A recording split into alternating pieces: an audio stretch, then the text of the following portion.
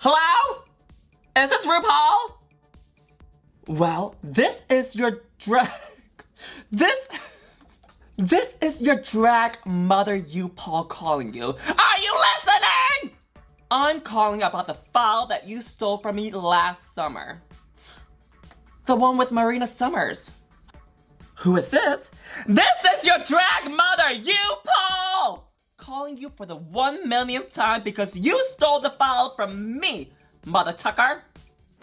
Hey everyone, it's me, the queen of homophobic wigs, Yuhua Hamasaki, and today we have... Marina Summers, your Filipina diva, everybody. Hi, how's it going? I'm great, how are you? Sitting next to you, I have to say, I feel like a piece of honestly. Rightfully so. And you are visiting from? From the Philippines, from Manila, Philippines. I came here for DragCon and did a little bit of a side trip to New York and see what's poppin' here. And what is poppin'? My toes right now. She's doing in the hotels, y'all. Now, before we start, I think it's only proper that we pull out our phones. Okay, go to Instagram. And follow each other. Oh, I follow you. When? I follow you. When? No, you don't. I do. No, you don't. Check it. No, when? I do. Because the whole shtick, I was like, do. no, you don't.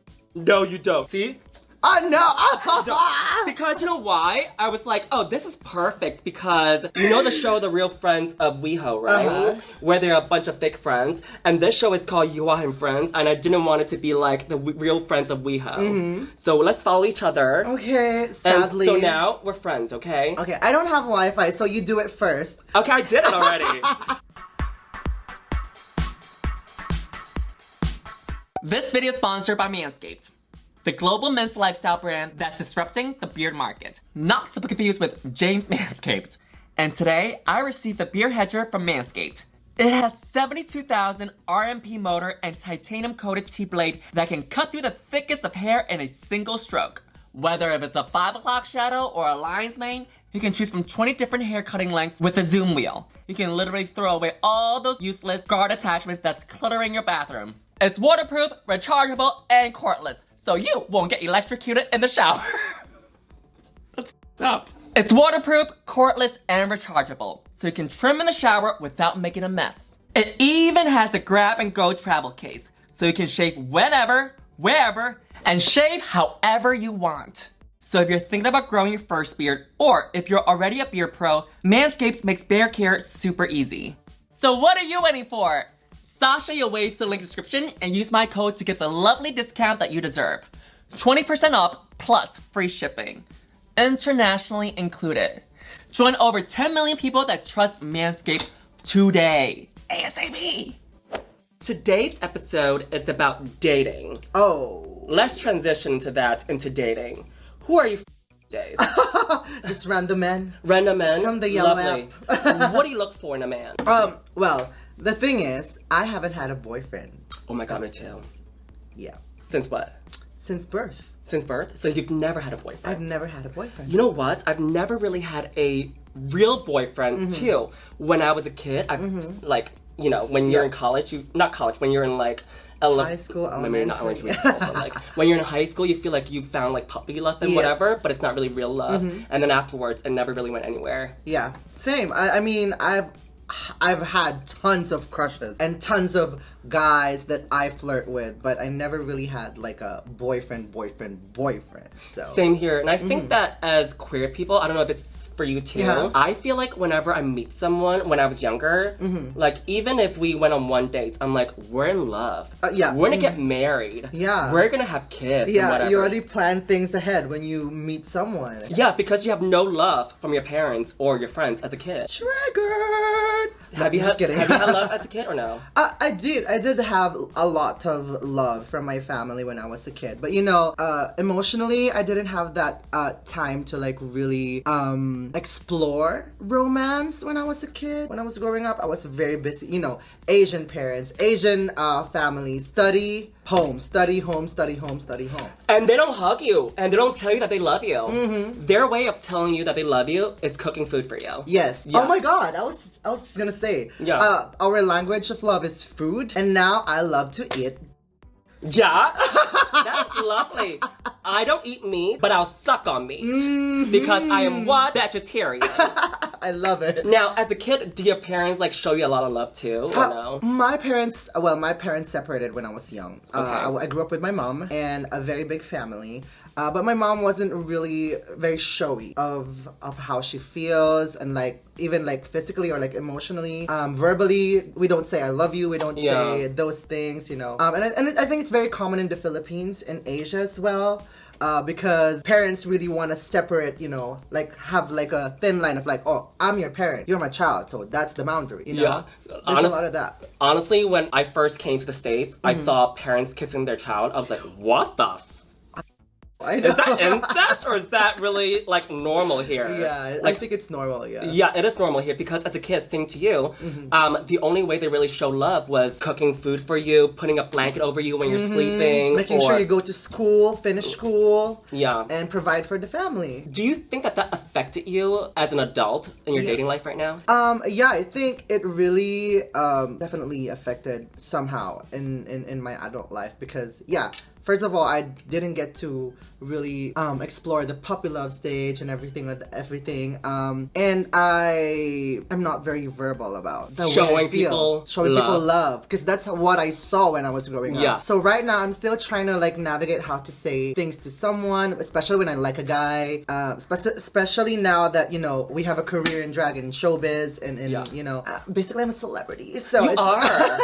So it's extra hard to really verbalize and like show affection to someone that you like because growing up I really didn't know how that feels and how to show it. You know what's the same thing right now too? Even when like my peers and whatever say, I love you, Yuhua, love you girl, whatever, I don't really say it back. Because it's hard for me to say it because I want to say it when I mean it. Because I feel like in the Western culture, it's thrown a lot easier. Oh, I love you, girl. I love this person. I love that person. But what's there to back it up, right? Do you agree or no? Well, in my case, I love saying I love a person when I do. Yeah. Because growing up, I mean, when I turned as an adult, I really wanted. I like how she said when I turned, she didn't want to say her fucking age. When I turned an adult, how old are you? Turn as an adult. When she turned 56. I'm just kidding, girl. Just yesterday. Yeah. Well, it's okay. I'm 78. Oh, it shows. Yeah. I am actually a 78 Chinese man doing drag for a living. Yeah. And it works. Yeah, that's what makes us for. So when I turned as an adult, I realized the importance of like telling people that you love them. Although it's hard for me to say that to my family and to someone I like, I love saying that to my friends. I love saying appreciative words to my friends, and I think that's the biggest step that I did when I turned as an adult. She's very secretive about her age, y'all. Let's Google. Let's Google. Yeah, I don't want to make you feel old when I say my age. I'm 26, by the way. Are you really 26? Yes. Work it out. Work it out. I'm 25 and a half, so I'm just kidding. Now, back to dating. What is the best date you've ever been on? Oh, the best date I've ever been on. I think the best date that I've been in, I would consider this guy I've been seeing from last year, very recent. So there was this night where I lost Drag Race Philippines. Okay. Surprise, I did. You know, most of us have lost Drag Race, myself included. But, you know, it was a very hard moment for me, but he was there with everyone, with my friends, with my family, making sure that I feel comfortable. I'm not sure if that's dating, but I consider it as a date. But yeah, I think that gesture of him being there in my lowest moment was something I would remember for the rest of my life. Okay, next question. What is an ideal date for you then? Ideal date for me? Just a lovely lunch, lovely dinner, nothing much. I'm very chill as a person. Same. I really just want to sit down, speak easy, talk to someone and let's get to know them better and then suck after. Okay, now, speaking of sex before the actual date, or date or no? Depends actually. If he's really hot, I would really want to have sex first. No. But, you know, actually it depends. It depends. It all boils down to if you really like that person, then go for it. Yeah. Sex on the first date, so you said yes, right? Yeah. Okay, some people say no. What do you have to say about that? I mean, everyone is, if all drag is valid, then all dating preferences is valid. Very good, and we support that. We support that, yeah. And I'm the type of person that feels like sex, it's okay on the first date. Yeah. And for me, I prefer it that way. Yeah. What if I'm not attracted to you in bed and then I have to stick with you for the rest of my life? Mm-hmm. If it's not working out on the first date, if I'm not sexually attracted to you, why are we continuing? Yeah. What if we are not even compatible in bed? Right? Because heterosexuals, a lot easier. A lot easier. The women are, taking it and the men are giving it and that's about it. Or sometimes the women are giving it too, but with men, or how do I say this politically correct? Those that, that like are us. Yeah, like girls like us. Yeah. What if it's a lot different, I feel like. Yeah. And I also think that everyone expresses different love languages. Some want to really get to know a person before they have sex, or some people just really want to date someone and never have sex ever. Yeah. And some people just are very sexually active, and that's their way of dating someone. I mean, it's very different for a lot of people. But for us, I think I agree with you. Like, I really want to know if we're sexually compatible as well. Because sexual compatibility. What are your thoughts about polygamy then? Growing up, that's something that I would never consider very. Same. Now I'm like, whatever, girl. But now that I get to learn why people do that, it's like, it's keeping the relationship while being able to, have adventure as well, like meet other people as well. So like, I think it's very understandable, and there's nothing wrong with it. As long as it works for the both of you, why not? I think so too, because I saw a Netflix show, at one episode, this Asian girl, she has 7 boyfriends and they all live together. Girl. That is fierce. Representation. That's what I want. Representation. Representation for all the out there. Yes. Yeah. I was watching it. I was so intrigued because it's a whole celebration of just showing love for each other. They all go on dates together. They all hang out together. They all watch movies together. They all have dinner nights together. And I just thought, that's amazing. Yeah. And just like you, as a kid, I would never thought that would be acceptable for me, because I feel like if you're mine, you're mine. That's it. Nobody's touching you. Nobody's having you. Yep. That's it. But yeah, if you think that, sometimes love is not enough. Yeah. Sometimes you gotta go. Yeah. Does that sound familiar at the hotel night? But yeah. What is the worst date you've been on then? Some guy took you to dinner and he stole your kidney and sold it to the black market. Well, I was gonna say he did not sold it to the black market. I have one thing in mind. It's a date that never happened. Okay. Okay, so I went to this place. I was about to meet a guy, and last minute he flaked out. Okay, and then what happened? I was alone. Good. That night. Good. I was like, okay. Was this in the Philippines or elsewhere? It's in the Philippines, yeah. Okay, how did you meet them? We were friends for a long time.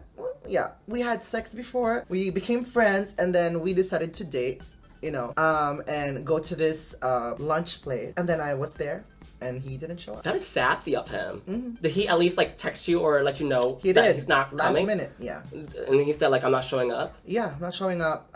An emergency came up. And what's the emergency? Something about home or something. What does that even mean? I don't know. I don't even know. I don't even have a home, so.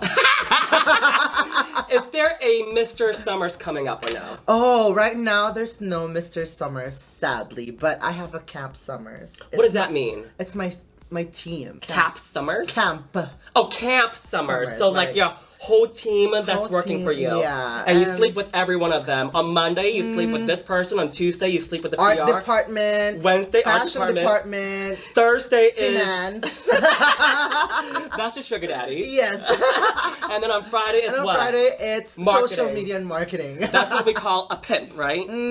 Now, what do you look for specifically in a man then, or no? Right now, I'm looking for a man who, I feel like you feel the same way, who understands what we do. Oh yeah, Number girl. one. It's either he really understands it or he has zero knowledge about it and really wants to know more about it and like really just support you genuinely. Yeah, because we're always on the go. Yeah. Go, go, go, go, go. What are you doing next week? Girl, I don't know. What are you doing in 6 weeks? Yeah. I don't know. Things can change like last minute, you know, because that's the reality of the work that we do. And like, it really matters a lot to have someone who really understands your work. Because, you know, for us, we switch different personas. Yeah. And it's so hard to do that when you're also taking care of someone. Yeah. So like, a lot of times you are not emotionally available. Sometimes you're not physically available to really keep up with the relationship. But if that someone is very understanding and it's like, okay, I understand what you work, I understand what you do, we're cool. You know, for example, we're at a gig, right? We're hosting or whatever, and my partner is there and wants to hang out. I'm not there to hang out, girl. I'm there working. I can't be giving you 100%. I have to take care of the whole room too. Do you know what I mean, right? Yes. We're not there to hang out, so I think that sometimes they don't understand that it seems like we're hanging out or just, you know, socializing, but we're there working. And also, I really am looking for someone who has the same wavelength as mine, like in terms of like career-wise, very ambitious, who really strive for success. Me too. And that way, he wouldn't compare himself to you or like to your line of work or your achievements and everything. Like, you can separately thrive. Yeah. Yeah. I agree. Because I think that for me personally as well, I want someone who, I don't care what you do, you know, do what you want to do, but try to be the best at it. Don't seem like, oh, in 5-10 years, what do you want to be? I don't know, just keep working at this job. Yeah. No, what do you want to do? What is your passion? What is your hobby? Do you have a side hobby of photography or films or whatever? Be hungry for success. Yeah, even if you don't have that now, let's say go work your 9-to-5 job or whatever, and then have that side plan too on the side. Like, on the weekends, you're doing side gigs for photography and then try to do something with it too. Yeah. Yeah. But what about you? I am a woman who loves to do things bigger and bigger and bigger and bigger every time. So, I always try to... Soon she'll be taking 15 inches. It'll be coming out of her mouth.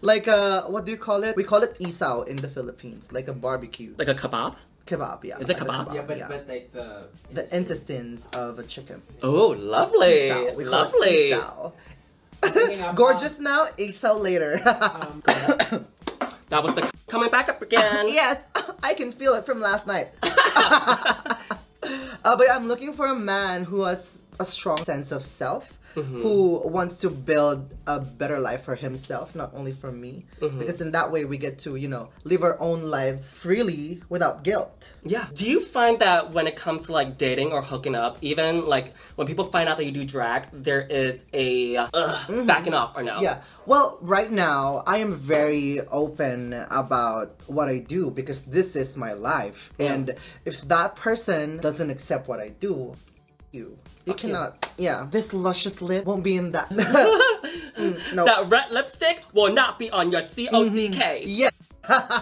What about in the past though? Do you feel like you have to hold it back from people? Because I feel like maybe 10-15 years ago, even when people say they do drag, it wasn't as celebrated as it is now. Because right now, when you say you do drag, oh girl, let me see your photos. Back then, let me walk away, baby. What about you? Before it was very hard because even like I think I speak for a lot of us that when I say it's hard for us to open up about drag, even to our families, even to our friends when we're starting. Do your family know or no? Yeah, they know. Mine don't. Oh yeah. Yeah. I know the gag, right? And they don't know that I won RuPaul's Drag Race season 1 through 15. I'm just kidding. Going. But yeah, it's already hard to open up about drag with your family and your friends. How much more with someone you're like who you're dating with or like you're having sex with, you know. There were times that I would hide all my drag stuff when I have hookups and stuff, you know, that little skeleton in the closet. Literally skeletons. Which is drag, but instead of skeletons, it's padding. Padding. I don't pad though. I know, I saw your Girl, it's naturally beautiful. Yes. Back then I was hiding it, but now I am very, very sure of myself and what I offer and I bring to the table. So like, but somehow it's also scary to like really open up yourself to someone who you date because you don't know. Yeah. It helps a lot. Yeah. You don't know if they really support you or they're just fanboying or like you're just a kink. Yeah. You know? Yeah, I've been there, girl. Well, actually, I'm still there, actually. So, when I was younger, what I would date the boys and whatever, like this was before I was more male presenting, right? So I would tell them I'm a costume designer, I work in Broadway, whatever. But nowadays, every guy that I kind of date or hook up with, they're all straight, right? So they don't really know about RuPaul's Drag Race. They don't really watch Drag Race. They don't really know about the queer culture. So when they see all this, they're just thinking, okay, I work at a bar. Yeah. We throw theme parties and whatever. Sometimes it's 80s night, sometimes it's 90s night. Sometimes they'll be like, okay, so what's your favorite drink to make at an 80s party? In my mind, I'm like, Long Island iced tea. And how do you make it? You'll find out. You'll find out. I don't drink tea, so I don't know what's in a Long Island iced tea, you know what I mean? So what about you? Do you feel like there's a differentiation between the people that want to date you for Marina and the one that dates you for your kink, or dates you for dating you out of Marina? There's definitely huge differences between those three. But yeah, when I date someone, I make sure that they know the person out of drag first, you know? The boy Marina, you know? Because that Marino. Marino. I'm just kidding. What is your out of drag name? Yan. Yan, okay. Yeah. Y-A-N? Y-A-N. Okay. Yeah. Yes, girl. Yan. I make sure that they know that person first before they get all the glamour, before they get all the, you know, the fantasy. Imagine they see your closet and they're like, let me put on this wig too, girl. Let me put on this lipstick. Let me put on this mascara. This is serious, girl. Turning from your boyfriend to your drag daughter, girl. That's the last thing we want to do. But yeah, I make sure that, you know, because I'm spending a lot more time with them out of drag. So I have to make sure that they're not fans or like fangirling over Marina. Yeah, otherwise it's not going to go anywhere. Otherwise, they're just going to become an expense for you. Yeah, or like patronizing you and like not really being genuine about how they feel about you. Imagine they start taking pictures and it's all over the internet. Girl, you don't want that. But yeah, otherwise they should just pay for the meet and greet. And how much is that meet and greet? Oh girl, it's like $2.09 per minute, like Cameo. Yes. Yeah. That's a good rate. Yeah. That's a good rate. Are you on Cameo or no? No, I'm not. Me neither. Right yeah. Yeah, I don't support big corporations. Yeah. Flash questions. I'm gonna ask you a quick question and you're gonna answer, okay? Marina Summers, what do you love most about the summer? Oh, the sun. Okay. Marina Winters, what is your favorite holiday? Christmas. Marina Spring, what is your favorite flower? Oh, I'm allergic. Marina Falls, what is your favorite Starbucks drink? Oh, iced Americano with white mocha syrup, Breveno water. Marina and the Diamonds, what is your favorite song from them? Prima Donna? Oh, that is the only song I know from them too. Yeah, same. I was like, who's that girl? Oh, she has that one song. Yeah. She came and she left. Oh, their fans are gonna come for us real hard. Oh, please come for us. Oh, come for us, and then I'll wipe it off. You know where that's from, right? That interview, like, reference? Where's that from? No, I don't know. Do you know or no? Tyra Banks, do you know when she was asking Beyonce? She was like, Beyonce, what is your favorite catchphrase? Beyond, I don't know, like, no, it was Sasha Fierce. Do you know what I'm talking about? Yeah. No, so she asked Beyonce, Sasha Brie, what is your favorite cheese? Sasha, something. It was so cringy. Yeah. But it keeps always coming back on Twitter, spiraling all the time viral because it was just a bad interview question. What do you think of Tyra Banks though? Oh, Tyra Banks taught me how to model when I was little. Yeah. That was my, you know, top model was my Drag Race when I was growing up. Oh, that's the same thing for me too. Yeah. But now looking back, there's so many things that's problematic about it, like switching races, making girls shave off their heads, making girls feel bad about their weight, their height, the way they look. Looking back at it now, it's really problematic. But back then, we're like, oh yeah, slay, work fierce. Yeah, there's a lot to unpack there with that little tiny show that she had. Yeah. With that, I'll be sending Tyra Banks my therapy receipts and bills. She's gonna be coming for you. Now, you're in the States for how long now? I'm in the States for about 2 weeks now, and I'm enjoying it so far. But I've been to LA, and now I'm in New York, and I would say New York is much more for me than LA. Same thing here, no disrespect. Everything in LA, you need a car to get to. If you don't know how to drive, you're basically stuck where you are. I remember one time I was like, okay, I'm gonna go to LA, I'm gonna have fun over there, like, I'm gonna have a good time. I'm just looking for one toothbrush, okay? I have to take a Uber, okay, for 15 minutes to buy one toothbrush. That's $2. That's $2, and the Uber was $25. Yeah, it's so hard to go around LA. Yeah. Yeah, but if RuPaul is very kind enough to lend us one of her limos, why not?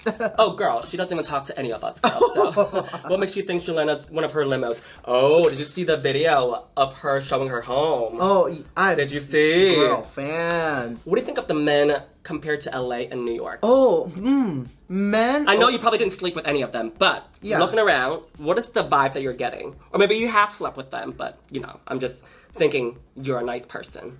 I find the men in New York more confident and more vocal about what they want compared to guys in LA, although there are a lot of cute guys in LA, but I love men who are confident, and I find that sexy about them. I feel like, no hate to the LA men, I feel like the men in LA are a little bit more pretentious. Do you agree or no? Not only the men. The women too. Everyone else. And the trans girls too. And the trans men too. And the non-binaries too. Everybody. Everybody. Yeah. Even the squirrels. Hey, squirrel friends. When one video ends, just open up another one. It's called cringe viewing. Go ahead. Now, what about in New York, and LA, and Manila then? Oh, I love me some Filipino guys. So I would still definitely say Manila is my favorite. Why? I don't know. Apart from the fact that everything's cheaper there. Okay, let's not look at the price. You keep going back about the price, girl. Like, let's talk about the quality, okay? Oh, yeah. Because, you know, what's in here, you know, and in here too. Yeah, like, you mean men or? Men, yeah. Oh, a man. Or if you're into girls too, whatever, it's 2023. I don't judge. Right now, I'm still in the process of like really opening up myself internationally to men.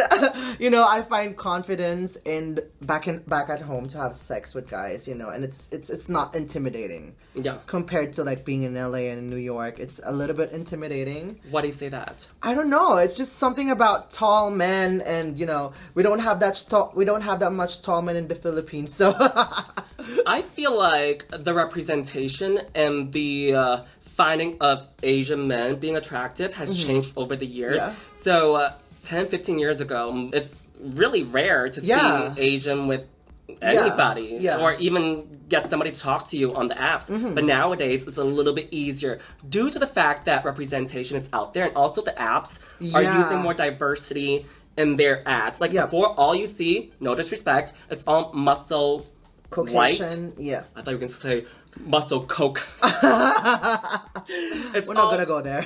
It's all muscle men that are Caucasian, but now there's a little bit more of diversity. So I think that when people see the fact that the ads are promoting that is beauty too, there's more of a I guess like in the brain too. Do you think that or no? Yeah, I think I agree with that very, very, very much. I think over the years, you know, we don't get represented a lot in terms of like beauty.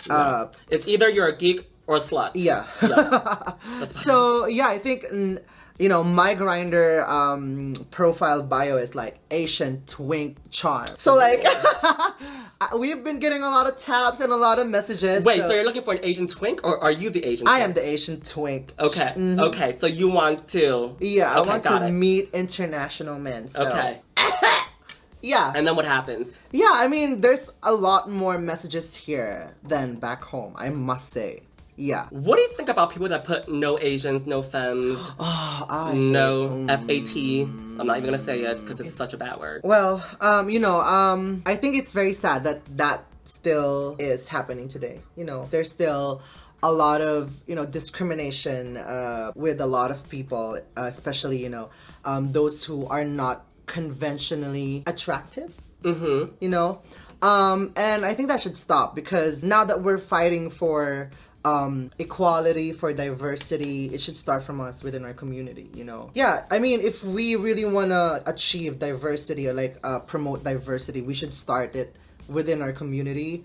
We cannot ask everyone outside the community to give that to us if we cannot give that to each other, you know? So we have to practice what we preach, and it should start within us. That is so true, because when I was like an adolescent, I remember seeing like things like no fats, no femmes, no Asians. I just kind of accepted it and thought that that was the reality of it all. But realizing now, 10, 15 years later, whoa, that was harsh. That was harsh. Girl, you shouldn't be saying that. No wonder I grew up like not even wanting to date anybody.